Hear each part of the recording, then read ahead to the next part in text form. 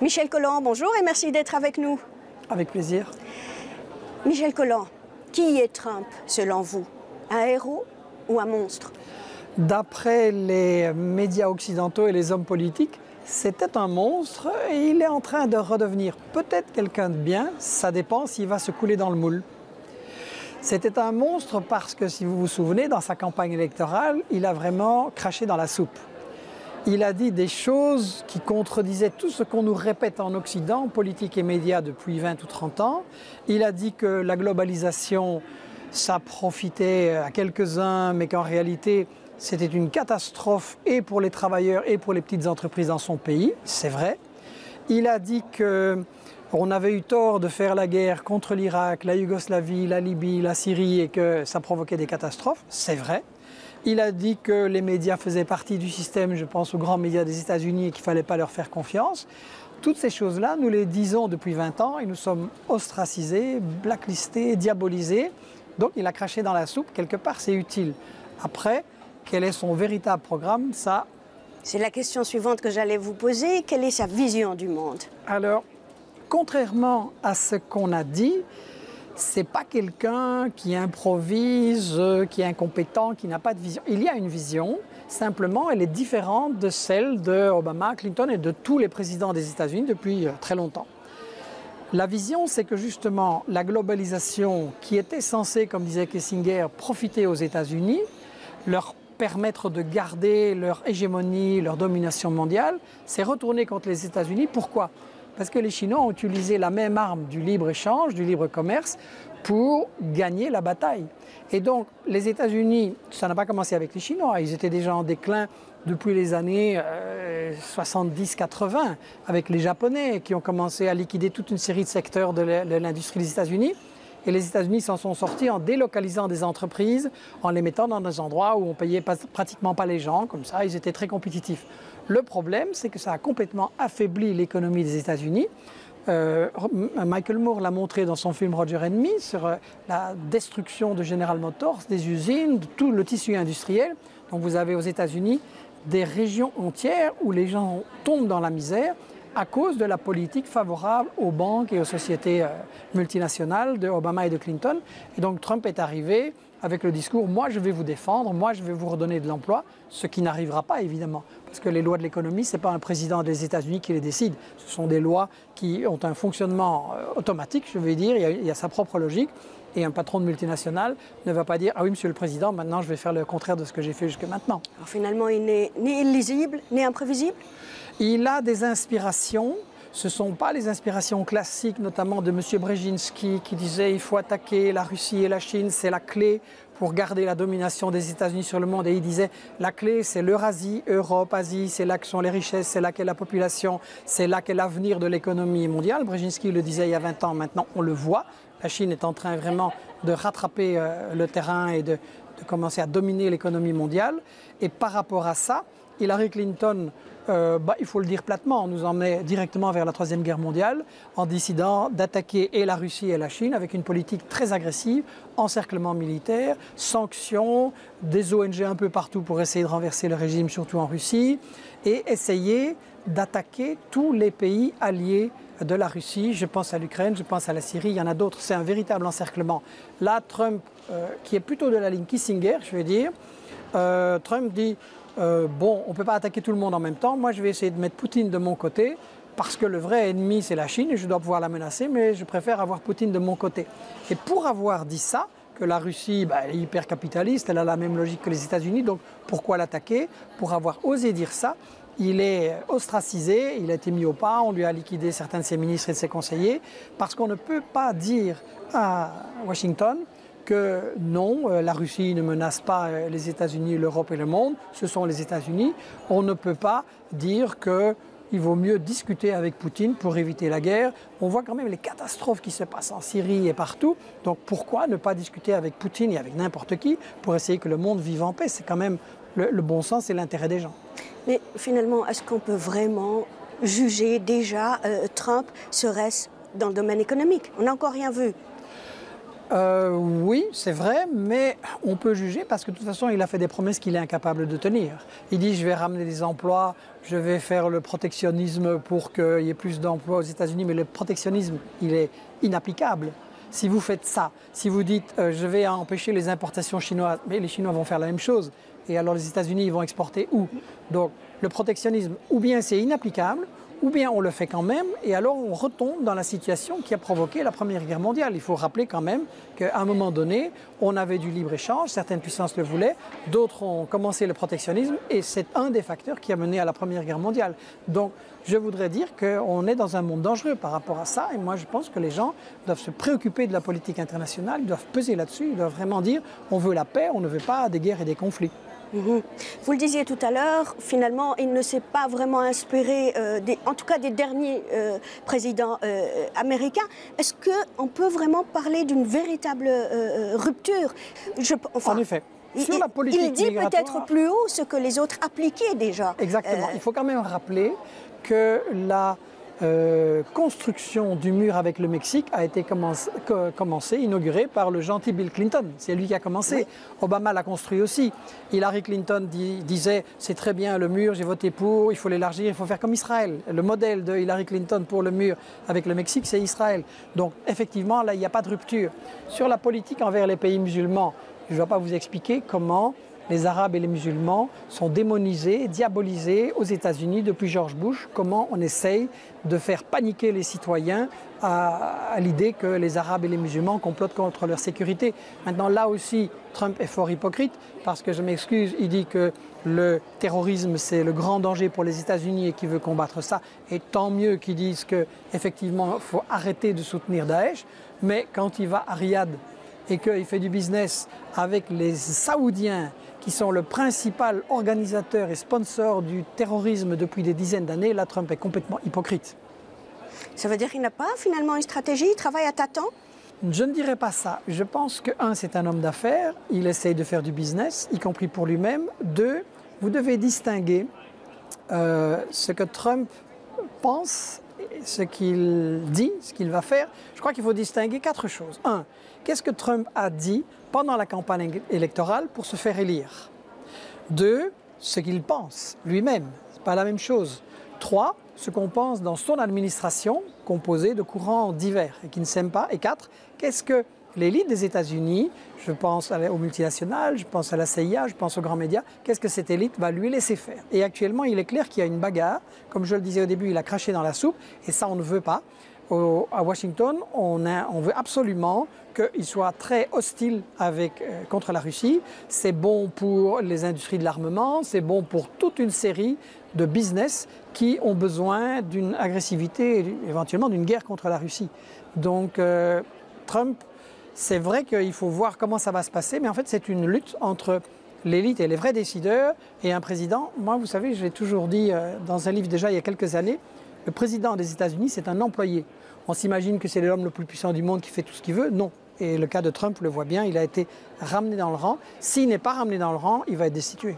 Vous venez d'éditer un nouveau livre, Le Monde selon Trump. Oui. Et vous dites notamment que ce livre répond à un défi et apporte aussi des clés. Alors, quel est ce défi et quelles sont ces clés? Le défi, c'est de comprendre ce qui se passe aux États-Unis, dans la relation États-Unis-Europe et aussi Russie-Chine, parce que sincèrement, les médias dominants ne l'expliquent pas. On parle de son caractère, on met en avant des détails. Et le fond du problème, qui est les États-Unis sont dans une crise économique profonde. Ils sont également dans une crise de leur stratégie pour dominer le monde qui a échoué. Ils sont confrontés à la Chine, ils sont confrontés à la montée des volontés d'indépendance partout dans le monde. Ça n'est pas expliqué dans les médias. Donc c'est le défi de ce bouquin. Les éditions Investigation ont comme objectif d'apporter des livres qui permettent aux gens, dans un vocabulaire, dans un langage extrêmement simple, parce que je maintiens que ces problèmes ne sont pas compliqués, d'apporter les clés pour comprendre ce qui va se passer. Et comme je le disais, c'est très important, parce que nous devons peser contre les va-t-en-guerre, nous devons peser pour l'avènement d'un monde multipolaire où il n'y aura plus un gendarme qui va terroriser et décider il faut mettre tel pouvoir là et là dans tel et tel pays. Moi, je suis totalement contre ça. Je pense que chaque pays doit pouvoir décider de son destin. Le gendarme mondial, c'est fini. Et je pense qu'il faut vraiment peser pour qu'il y ait la reconstruction d'un mouvement anti-guerre. Vous savez, dans les années 60-70, on a eu un mouvement international en Europe et partout qui s'est développé pour la solidarité avec le Vietnam. Ça a puissamment aidé la résistance, ça a obligé les États-Unis à rentrer à la maison. Ensuite, quand les États-Unis ont attaqué Bush, il y a eu des manifestations avec des millions de gens dans le monde entier. Malheureusement, ça a échoué, mais ça montre que les gens veulent la paix et qu'ils doivent se méfier des intérêts de l'élite. Par rapport au monde arabo-musulman, qu'il s'agisse d'un seul gendarme, en l'occurrence les États-Unis, ou un monde bipolaire avec la Russie pour contrebalancer, est-ce qu'il ne faut pas dire que ça ne servirait à rien pour ces pays-là, hein, parce que la Russie n'est pas pour autant pro-musulmane ou pro-arabe? Mais la question ici n'est pas de savoir si on approuve tout ce qui se passe et ce qui se dit en Russie. Je suis pour un monde multipolaire, je vais vous dire pourquoi. Parce que si vous avez une puissance qui domine le monde et qui peut décider qu'est-ce qui va être fait par les pays, les puissances moyennes et faibles, c'est vraiment très intimidant. Ces pays ne sont pas libres de choisir leur destin. Je pense à l'Amérique latine où vous avez le Venezuela, vous avez la Bolivie, l'Équateur, Nicaragua, toute une série de pays qui essayent de suivre leur propre voie. En Afrique aussi, il y a des pays qui veulent se libérer. Il est bon pour ces pays-là qu'il n'y ait pas un seul partenaire obligatoire qui les tient en main et qu'ils puissent s'adresser à des alternatives. Le commerce avec la Chine, par exemple, est plus équitable et plus correct pour beaucoup de pays du Sud que ce que les États-Unis ou les multinationales européennes veulent imposer. Donc si, moi je pense qu'un monde multipolaire, ce n'est pas idéal. Beaucoup de problèmes restent à résoudre, mais justement, ça donnera plus d'espace au peuple pour décider comment ils veulent résoudre ces problèmes-là. Au peuple et au peuple musulman singulièrement, comment expliquez-vous la haine obsessionnelle de Trump par rapport aux musulmans? Il y a aux États-Unis un courant profond et puissant de racisme. Il faut quand même rappeler le Ku Klux Klan, l'assassinat de Martin Luther King, l'islamophobie, c'est assez fondamental. Michael Moore a montré dans un autre film, Bowling for Columbine, comment aux États-Unis, Bush et les médias avaient vraiment surfé sur la peur. Il fallait insuffler la panique envers les musulmans. Vous savez, quand vous avez un pouvoir qui promet le bien-être aux gens et leur apporte la pauvreté, il faut bien trouver un bouc émissaire, il faut bien diviser. Alors c'est les Mexicains, c'est les Noirs et c'est les musulmans. Et donc les musulmans, ça a un avantage. En plus, c'est que comme on fait à tout bout de champ des guerres et des agressions, des coups d'État au Moyen-Orient, il faut dépeindre effectivement les musulmans comme des gens dangereux, dont il faut se méfier, à qui il va falloir serrer la vis. Donc Trump, il est à fond là-dedans.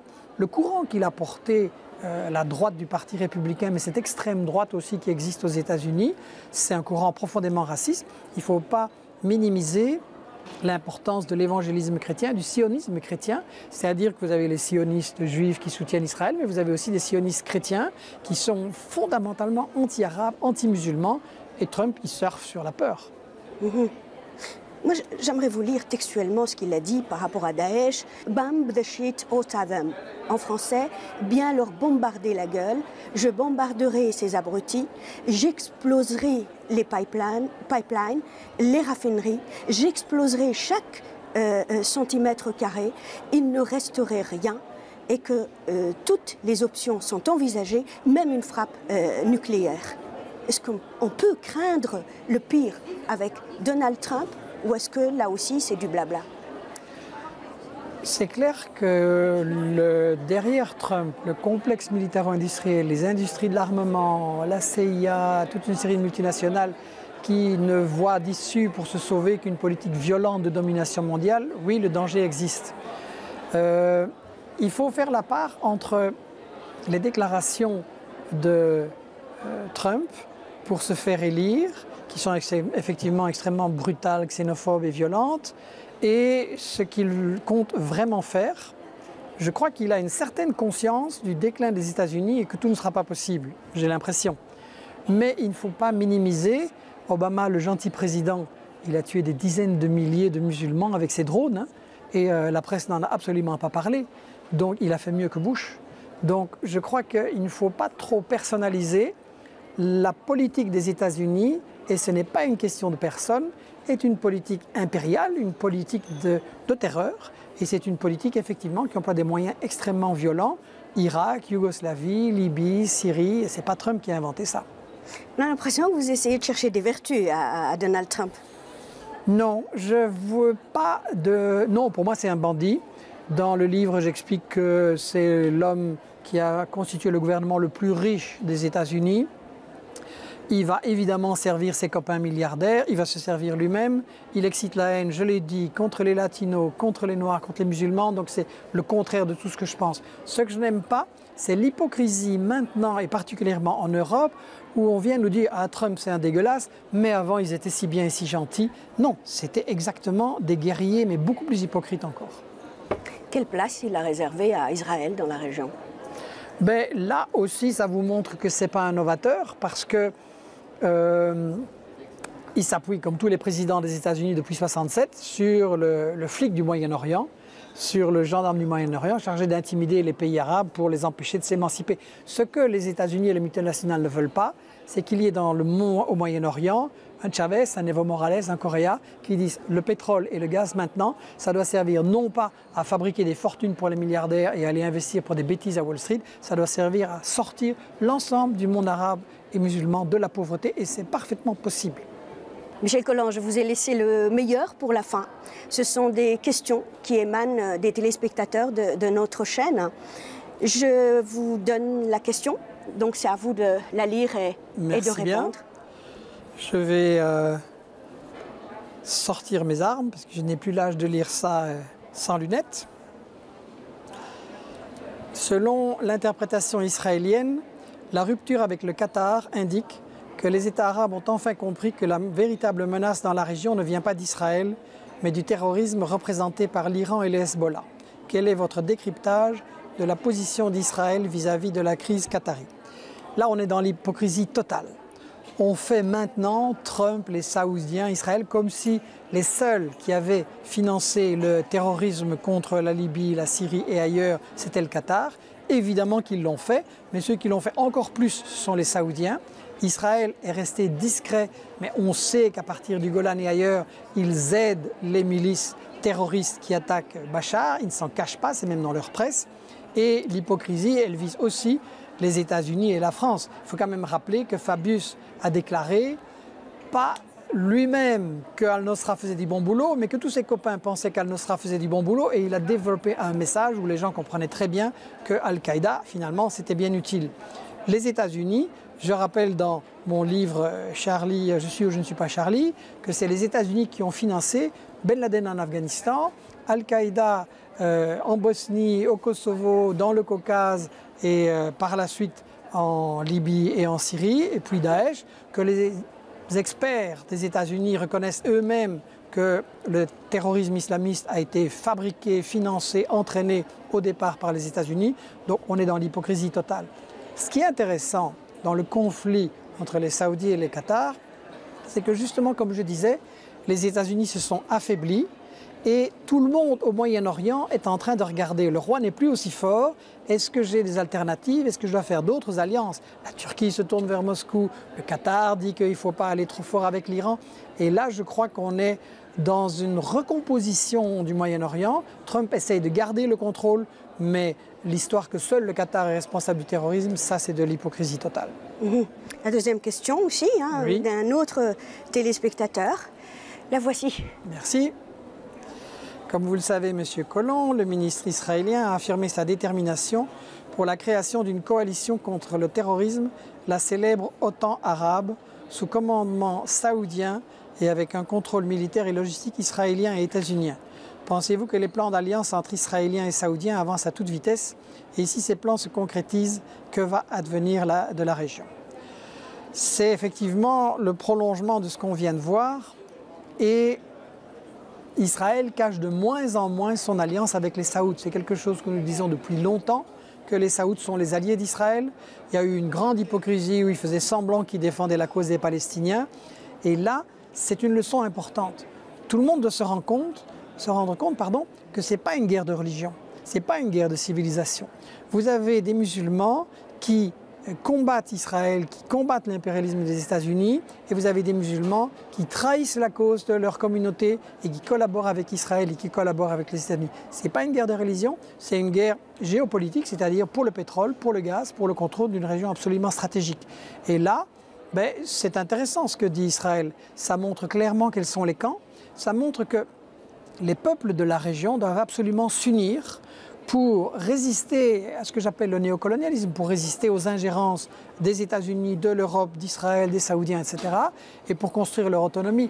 L'Asie est en train de construire son autonomie avec une alliance entre la Chine, la Russie et la plupart des pays. Ils sont en train de former un marché commun, ils sont en train de former des exercices justement contre le terrorisme, pour leur sécurité. L'Amérique latine a fait des avancées dans toute une série de pays pour que le continent s'unisse et devienne autonome. Finalement, les États-Unis essayent de bloquer ça. L'Afrique aussi. Et donc, il est temps que le monde arabe, le Moyen-Orient, au sens large, s'unissent et défendent son indépendance, son autonomie. Ça me semble vital.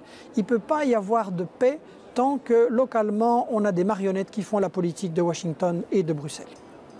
Et il faut admettre peut-être qu'Israël n'est pas un danger et qu'il faut aussi faire la paix avec cet État? Mais je crois que les Palestiniens eux-mêmes ont dit qu'ils proposaient la paix. C'est Israël qui refuse de négocier.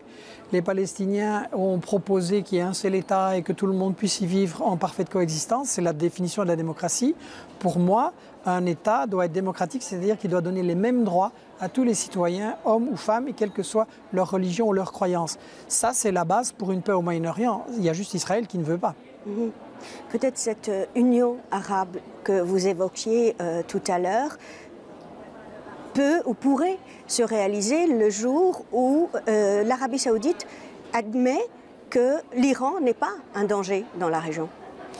Vous savez, je crois que la politique des dirigeants saoudiens fait beaucoup de tort à leur propre peuple. Les Saoudiens, la population ne vit pas si bien que ça. Il y a l'oppression des femmes, il y a beaucoup de pauvreté. Ce n'est pas un bon modèle de développement qu'un pays soit juste une station-service avec la vente du pétrole et la spéculation sur le pétrole. Il faudrait que l'ensemble du monde arabe dépasse les frontières qui ont été érigées par les colonialistes britanniques et français pour diviser le monde arabe. Et il faudrait effectivement une unité, mais je crois que ça ne viendra pas des dirigeants, ça viendra des peuples. Je ne dois pas oublier de parler de vos livres. Donc le tout dernier, Le Monde selon Trump, il est en français, donc il peut intéresser les Maghrébins francophones, les Libanais notamment. Vous envisagez aussi de l'éditer en anglais éventuellement, pourquoi pas en arabe? Il va être édité bientôt en espagnol et en italien. L'anglais, c'est notre point faible, et malheureusement l'arabe aussi. On a proposé, pour ne rien vous cacher, on a proposé à des Algériens de coopérer avec nous pour que nos livres soient traduits et diffusés dans le monde arabe. Et malheureusement, ça dort. Michel Collant, ça a été un plaisir de vous recevoir à cette émission. Merci, merci vraiment. Merci pour votre accueil.